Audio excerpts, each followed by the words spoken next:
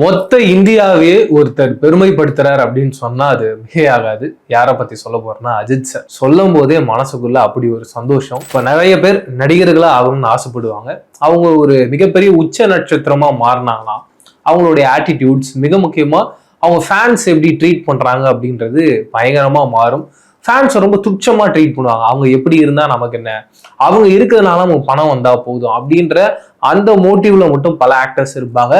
அதையும் பிரேக் பண்ண முதல் ஆக்டர்னா அது அஜித் சார் தான். அதுக்கு அடுத்தபடியா ஒரு புகழோட உச்சத்துக்கு போனதுக்கு அப்புறமா அடுத்து அவங்க என்ன யோசிப்பாங்கன்னு பார்த்தீங்கன்னா, எப்படியாவது பாலிடிக்ஸ்குள்ள போயிடணும் அப்படின்றத யோசிப்பாங்க. பல பேர் சொல்லியிருக்காங்க.